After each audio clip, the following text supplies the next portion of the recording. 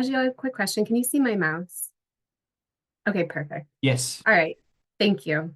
All right. So yeah, as you mentioned today, we're going to talk a little bit about bone water. I pulled in some stuff from the field and then highlighting some things that we're doing kind of in my lab as we go through the talk today. And again, my name is Rachel Surowiec, and thank you for the opportunity.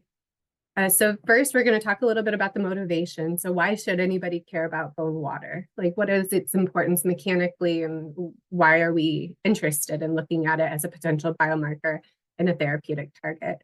Then the bulk of my talk is going to really talk about these translatable methods to measure bone water, some spectral, but focusing on some of the imaging work that we've been doing.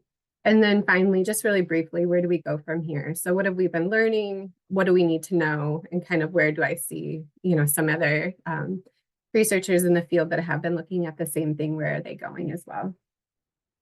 And so before that, I'll just give a really brief introduction of myself. So I'm at the Purdue Weldon School of Biomedical Engineering. And so I'm an assistant professor there, and I have an adjunct appointment in the IE School of Medicine in the radiology department. And so I'm from Indiana originally, so came back. And so that's a picture in the upper right left is pretty much Indiana in a nutshell. So I worked for a while at a research institute out in Vail, Colorado, in the imaging research department, affiliated with the Orthopedic Research Center. I did my PhD at University of Michigan with a concentration in biomedical imaging. And then my two postdocs after were all focused on the imaging. And so I've done a lot of MRI work. That's been kind of the bread and butter, the common theme that's been in my research, with a focus on the musculoskeletal system and most recently bone. And so my lab, the quantitative biomedical imaging and spectroscopy lab, really kind of takes the synergy of musculoskeletal biology, biomechanics, and imaging and spectroscopy, and where these kind of converge or meet is what we've been really focused on. And so we're interested in uncovering tissue level mechanisms in bone, biomarker development, specifically with a lot of our MRI techniques. And then from all that we're learning, can we identify new therapeutic targets and then collaborate with others to really kind of hone in on this.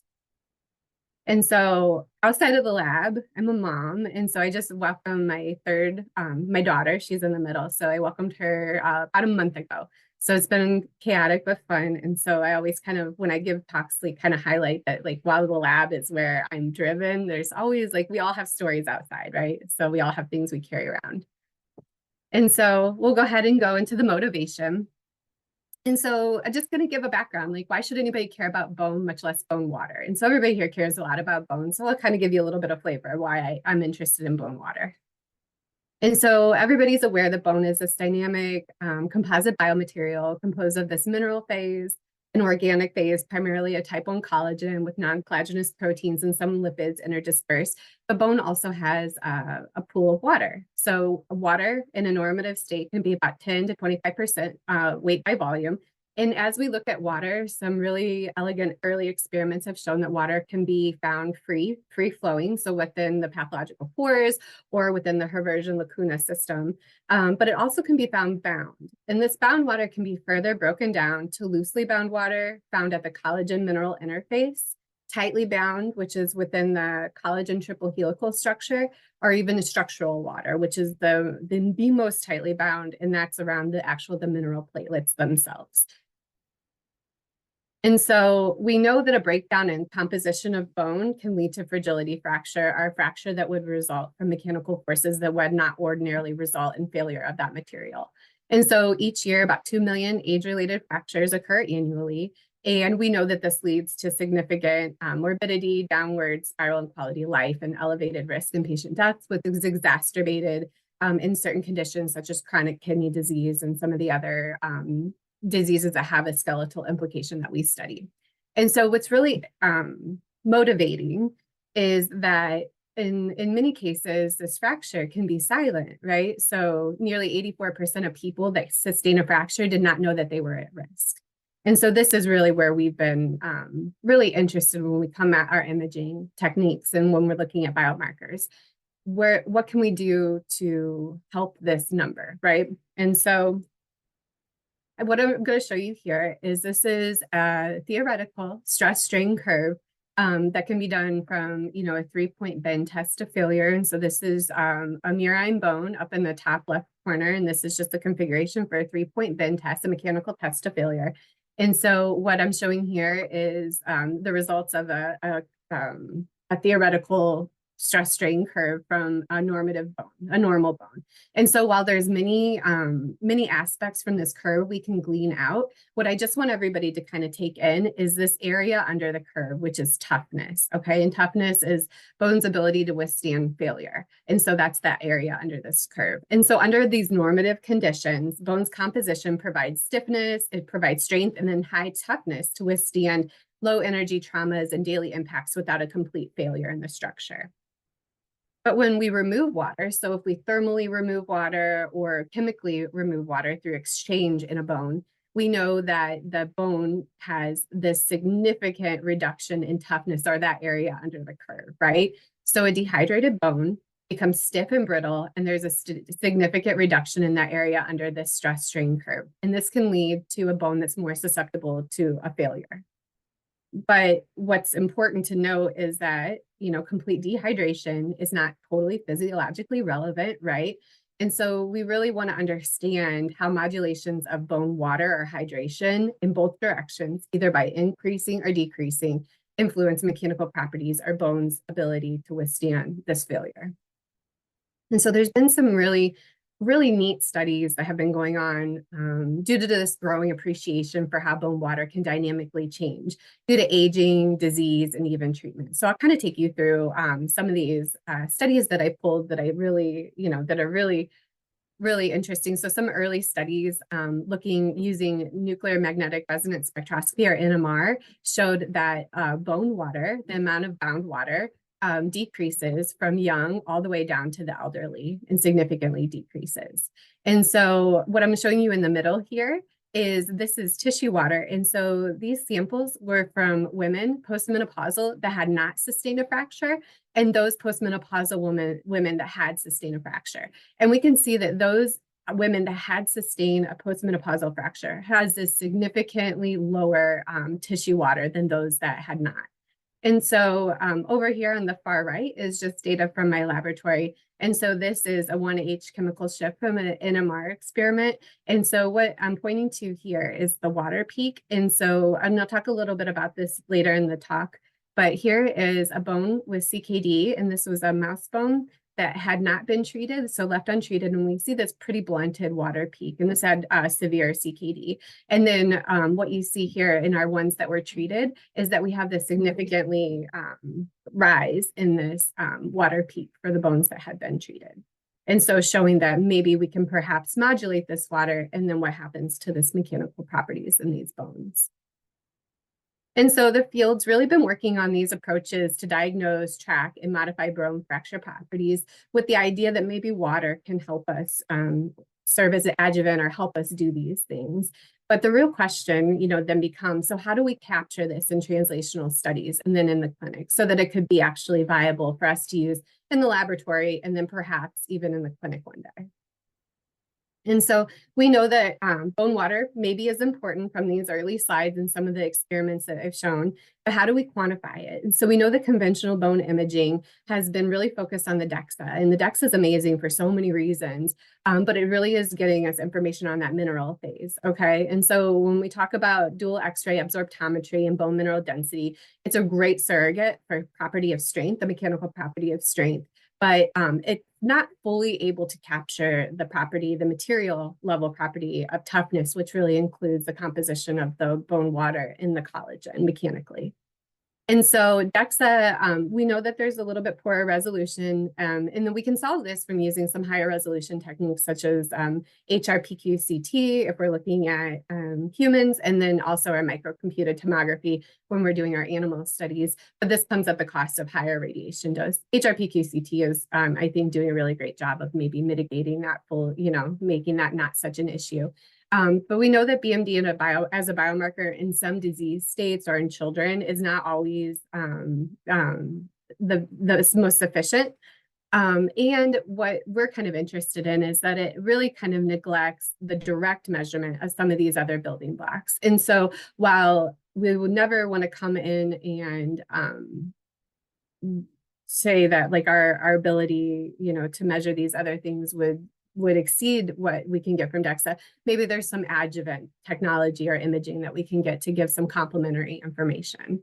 And so we're really motivated by the ability to predict fracture and then what we can do when we add these additional measurements.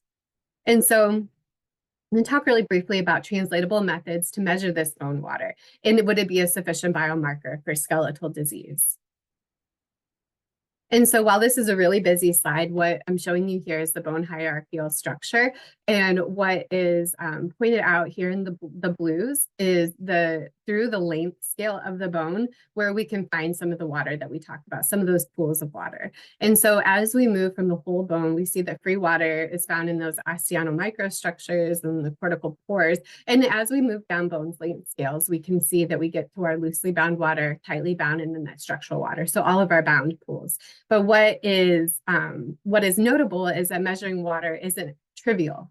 And so when we go down our length scales, down on the bottom, we show some of the imaging and spectral techniques that have been shown in the literature from other labs that have been able to capture these pools. So we know that ultra short echo time MRI has been able to do the free water from the porosity index. And as we move down length scales, there's other ultra short echo time technologies that are being shown that can capture this loosely bound pool and some even this tightly bound pool. As we move further down, as of now, we've almost always had to rely on our spectral molecular imaging techniques to capture these compartments of water. And so when we talk about our preclinical studies and our translational research, most of the measuring of bone water has really been driven by the preclinical work that we've been done.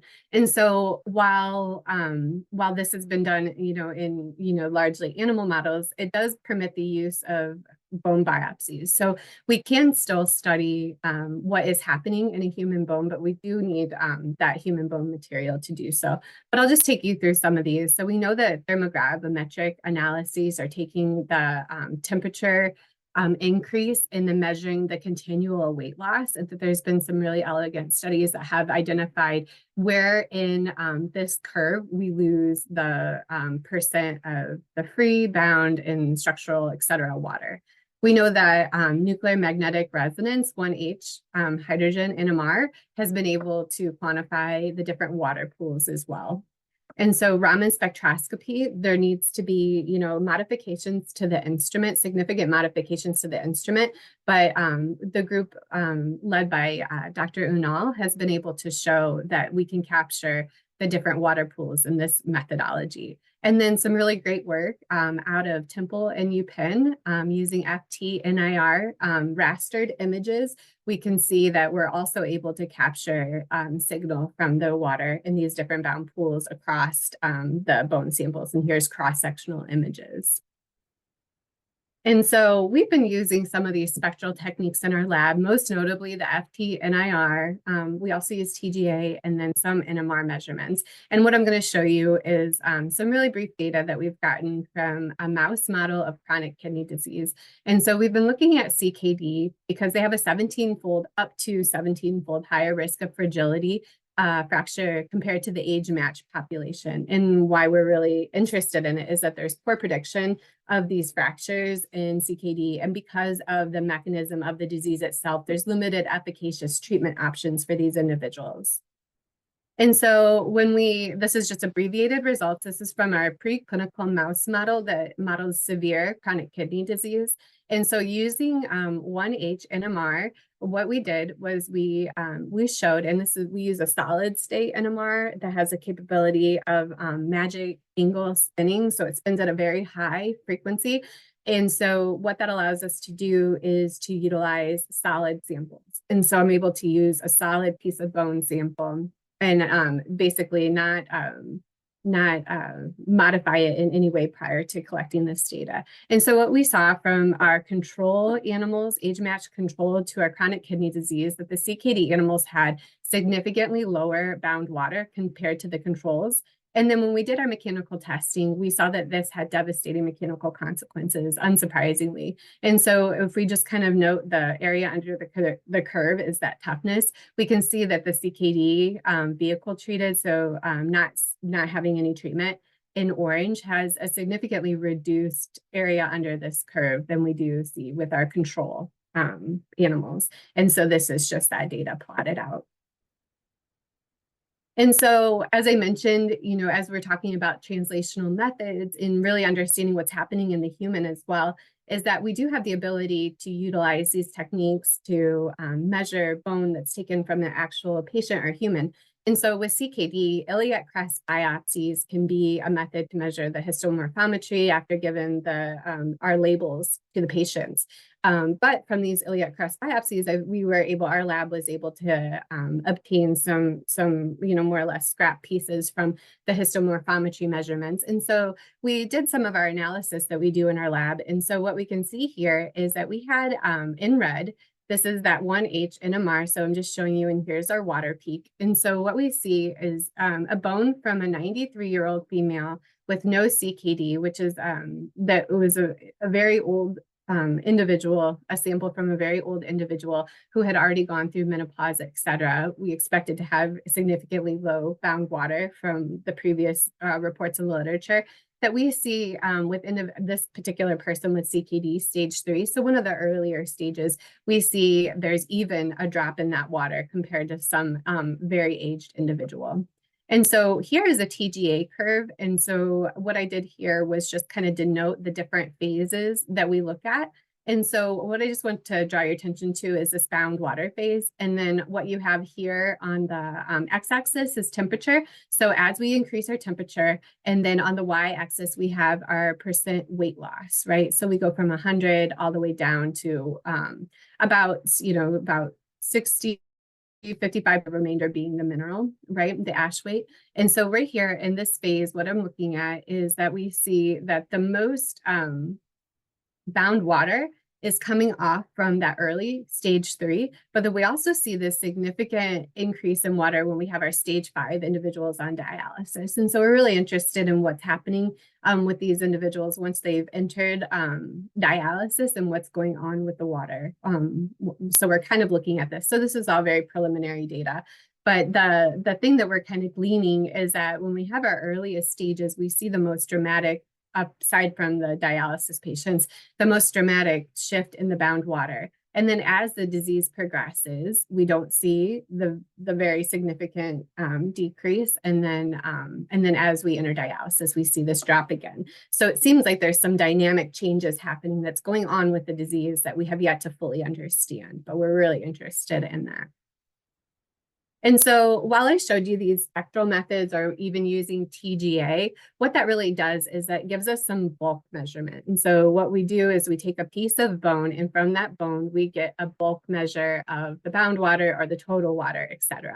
And so optimally, when we're talking about things that we would like to do with water, and we talk about a lot of our other quantitative imaging techniques, we really want to spatially resolve where this water is, or where this water is in relation to other aspects of bone. Where is it near a pore and osteonal microstructure? Where is it in other areas of collagen, et cetera? And so we really want a technique that's able to spatially resolve. And then when I think about spatially resolving, I like this figure here, is that, when we're measuring bulk water, we have this, we have our package of Legos. And then when we think about spatially resolving, we're giving a location for each of these blocks, right? We're able to understand where everything is or goes.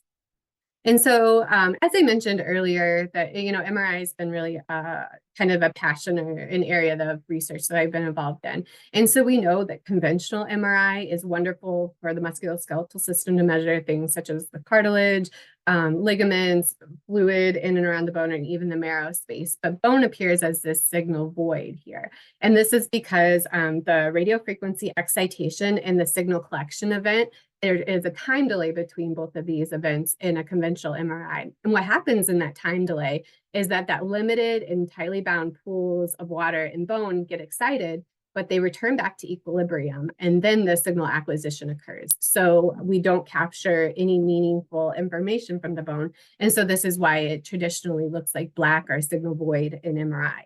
But a lot of work has been done in the field of MRI to develop these ultra-short echo time techniques. And so what these are really doing is you have the radio frequency excitation, but the signal acquisition event happens almost simultaneously. So there's a very limited delay in time between signal excitation and acquisition. And so now we can start to glean some really nice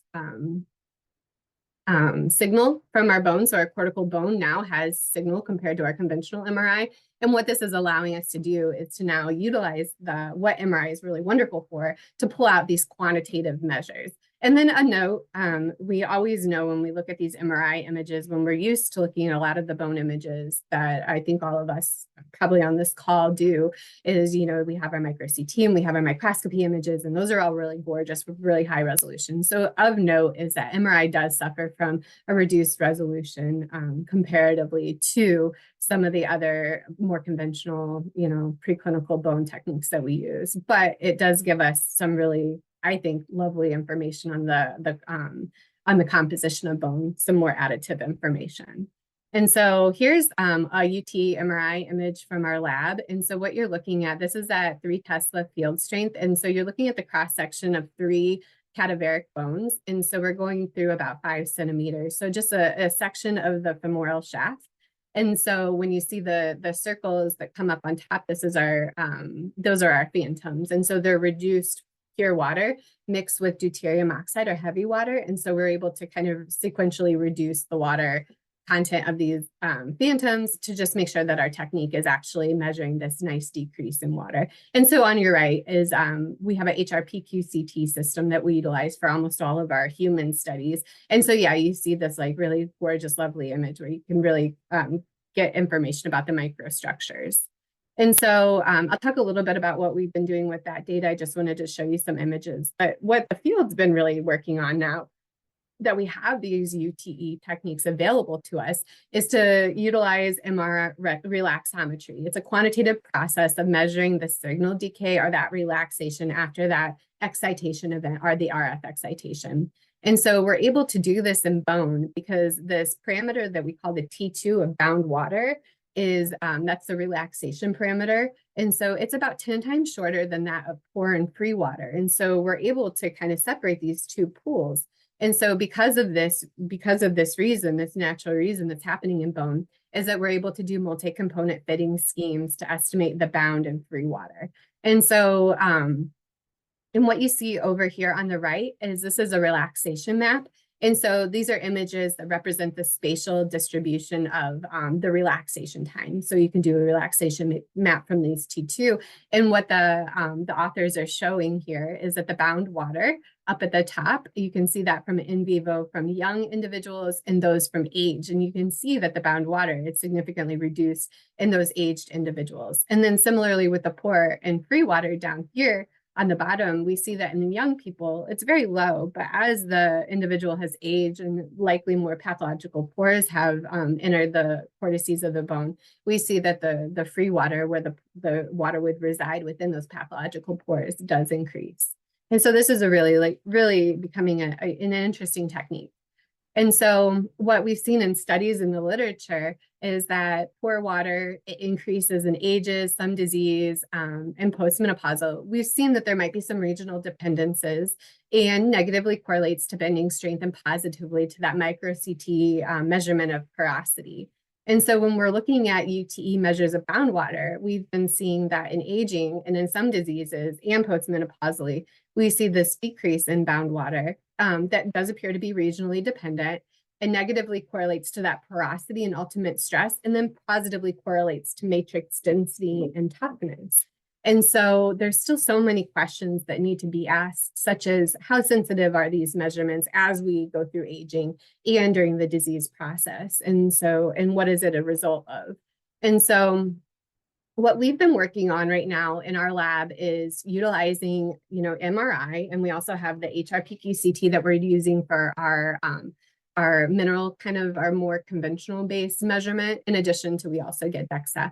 But what we've been doing is with the idea that with imaging, we really want to maximize the information that we're able to glean from any image, right? And so if we're able to gather a lot of quantitative information, then maybe this would help support the story. And so we obviously know that bone has the mineral, the organic, and the water phase. And so what we've proposed is that we not only can gather information about water, which I've shown you in the previous slides, what's been going on in the literature with the UT MRI, but we also want to give information about the organic phase. And so we propose that T1 mapping, another relaxometry technique, may be able to do that, but also the mineral phase. And because we're all bone researchers, we care so much about the mineral. And so we also want to know what we propose from our MRI, that we could get the porosity index, which has been done and proposed in the literature and published on. But not only that, getting an information about the pores, but also a bone mineral density surrogate measure. And so we've proposed that we can measure the hydroxyapatite phantom in our UT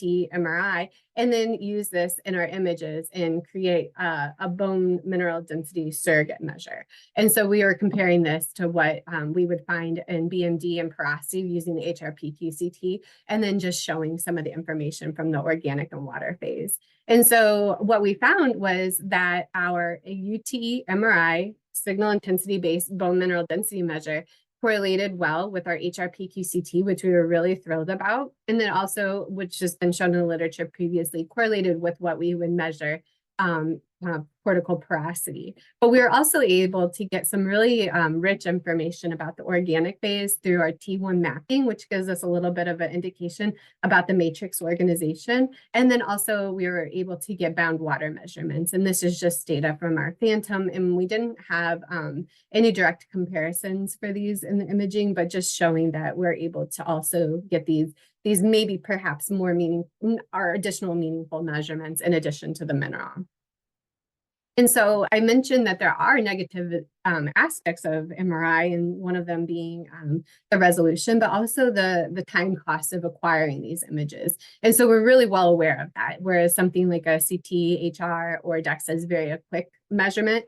That, somebody going into the MRI, and some of the research scans that we've been doing or seeing in the literature can take upwards of 30 minutes plus, depending on what we're doing. And so my lab also does a lot of incorporating deep learning and compressed sensing, so that we're able to not only, on the biomarker side, quantitate these images, but how can we improve these images? So that whether that be the acquisition time or the reconstruction. And so what I'm showing you is work that we've done in collaboration with Dr. Uze Amir, who has helped develop this special type of UTE sequence. And so what this is just showing case space. So essentially the sampling of UTE. Conventional UTE sampling is done in this radial spoke pattern, but the petal UTE does create these almost floral rosettes or petals that go sample case space. And what this allows is a lot, so we don't lose as much meaningful information, but it also bodes itself really well to compressed sensing. So we can undersample an image, but then on the reconstruction side, go and reconstruct it and to get higher contrast and resolution, et cetera, but at a really short time cost. And so what I'm showing you here is this is a rat bone that has the muscle and soft tissues intact. And so what we're seeing here is the UT imaging, ZTE, the pedal, and then the pedal UT with compressed sensing. And so we see, when we look at our signal to noise ratio, we have a really nice bump when we look at the cortical bone in the pedal UTEs, and even the pedal UTE without compressed sensing. So we're getting more signal noise differences, so more really meaningful information. So we've been moving forward with this sequence, and we're excited about it. And so one of the other questions that comes up is, so does the bone water change prior to conventional measures? And so when we talk about this biomarker aspect of it, are we able to capture really early changes that may occur prior to what we can capture using other techniques? And so we just recently published on a study where one aspect of it was it's a rat study, OVX animals. And so we took our OVX animals and our sham, we took them at 2 weeks, and I apologize, this is 5 weeks and 10 weeks. It just got cut off the slide. I see that it's not formatted properly, but I'll talk you guys through it. And so we did our 2 weeks, 5 weeks, and 10 weeks, OVX and sham, and those limbs underwent UT, MRI, CT, and DEXA. with the idea that we wanted to capture a very early time point following OVX up to 10 weeks and to see if our bound water changed prior to what we would get from our BMD and DEXA. And so what we saw here, I'll show you, and for what we saw with our BMD, we saw that tibial BMD and bone mineral content via DEXA showed no differences between these age-matched groups through the 10 weeks post-overectomy. And so what we saw with our UT MRI, that we saw at this 2-week time point, we see that the OVX animal cortical bone had a significantly lower bound water than our sham cortical bone. It was quite variable at the 5 weeks, and then it maintained this lower cortical bound water at 10 weeks. And so promising, still chasing what might be going on at this time point, this mid time point. But you know, some of our data that we're getting out of the lab. And so as we've gone through this, we kind of see some of the stuff that we're doing with biomarker development and what's been going on in the literature, getting some of our translational work to the clinic, and that really being led by the MRI. But now that we have these kind of tools in our pocket and people are really doing a great job of refining these tools, is can we also utilize this bound water or this water pool as something that we can modulate to improve mechanical properties in disease? And so I'm just going to go through some of the work that we've been doing, kind of chasing this aspect of bone water. And so this is the earlier slide that I had showed, where that we have that preclinical mouse model with severe CKD, and we saw that that mouse model had a significant reduction in bound water compared to controls, and that those bones were significantly impaired when it came to the material property of toughness. And so we asked ourselves, can we therapeutically modulate bone water to maybe rescue or enhance these mechanical properties? And so we've been really interested in the selective estrogen receptor modulator relaxathine. And so this is something some other researchers have been working on at the IU School of Medicine for some time with Matt Allen and Dr. David Burr. And so we've kind of, you know, collaborated and picked up some of the stuff that they've been doing, where there was some early clinical work with relaxathine that showed that individuals that were given it postmenopausal women, they had this reduction in fracture, but the bone mineral density was relatively unchanged. And so as we started, you know, with these tools that we have at our disposal, the hypothesis then became, perhaps there's some matrix, there's something happening with the bone matrix itself that's being improved upon that might be the answer as to why there's a significant reduction, there's reduction in fracture. And so utilizing relaxathine in this disease model, what we first did was we exposed bone in an ex vivo setting. And so we took the bone from our CKD model, and what we did was it was then non-viable, and we exposed it to the compound of relaxathine. And another one that we've been interested in for very similar reasons is synthetic salmon calcitonin, also used for osteoporosis and other treatments. But similar experience in clinical, what am I trying to say? Clinical trial where we see this reduction in fracture, but not really being able to be explained fully by changes in BMD. And so why we expose the bone ex vivo is we wanted to see what's going on in a bone, non-bone cellular mechanism, what's happening just with the matrix itself. And so what we see is that when we expose bone to either vehicle, which is the saline, or the compounds mixed with relaxathine or calcitonin, we see that there is a significantly higher bound water in those bones that were exposed to each of these compounds compared to the vehicle. And then when we mechanically tested these bones after 2 weeks of exposure to these compounds, we see that there's this significant post-yield lengthening, which gives us a more robust impact on that toughness or that area under the stress strain curve compared to those bones that were just exposed to vehicle saline. And so what this kind of gave us was motivation that there's some non-bone cell and non-hormone mediated mechanism of relaxathine and or calcitonin. And so we moved to the in vivo treatments. And so in that same animal model, we treated these mice for 5 weeks with relaxathine. And we saw, and this was one of the earlier images that I showed you, is that the CKD untreated in red, and we see the water peak for those CKD treated in blue. We see this uptick of this water peak for those animals that were treated. And this was one of our probably more dramatic increases that I'm showing you here.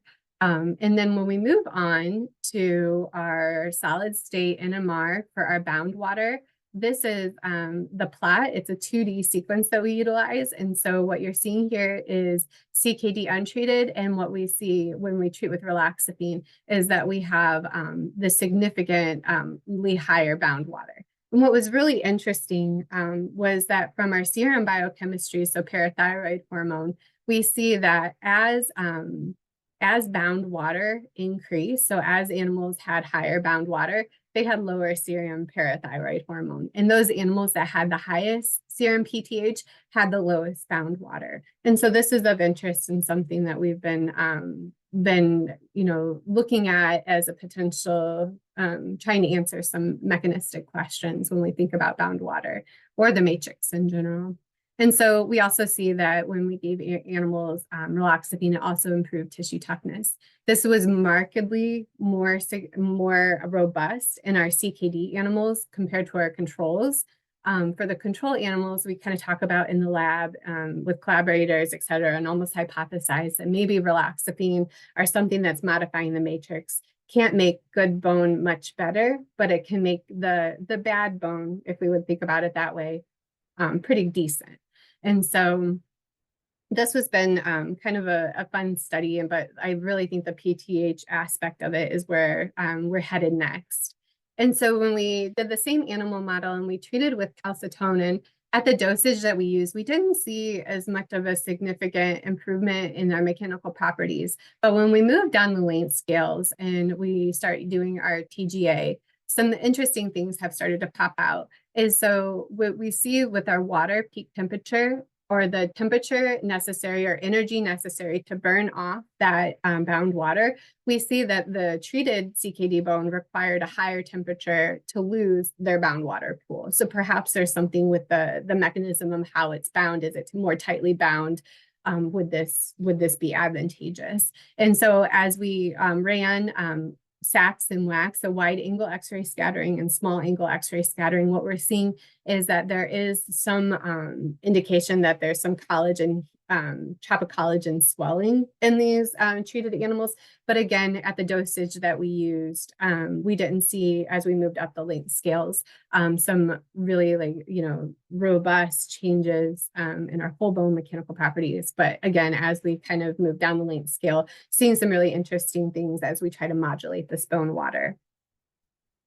And so just kind of a summary, we see that early work shows that water and bound water is reduced in disease, and others have shown in the literature that it's also can be reduced with the aging process as well. And we're starting to see that we can therapeutically modulate bound water, and oftentimes leading to improved mechanical and some material level properties. And then as we move down the length scales, perhaps this is tied to collagen level water, leading to tropocollagen swelling, et cetera. But we're really chasing this, or whether it's hormonally mediated. And there's been some really, really lovely work in the literature, some of it coming out of Dr. Wang et al.'s laboratory in Texas, suggesting that there could be roles of biglycan and chondroitin sulfate really modulating this water. So the GAGs might be part of the story. And there are other labs that they're really trying to chase this mechanism. And so where do we go from here? And so just some of the things that we've been interested in my lab, and as we kind of talk about it in the field, so different areas. So the thing that, on the imaging side, though, we're really interested in acquisition and post-processing. So shortening those scan durations, using compressing, where we can image something really undersampled, so very quickly, but then utilize that information, reconstruct it, and get as much meaningful information out of that image as possible in a really short duration. And so we're also doing stuff with our MRI using like automated segmentation with deep learning and doing some multimodality approaches there. And then when we look at biomarker development, could the bound water and pore water be utilized for earlier fracture prediction? Is this helpful? And can we move to getting information about the collagen backbone water when we're doing in vivo measurements? That's been really difficult because it's a little bit more tightly bound and so more difficult to parse out.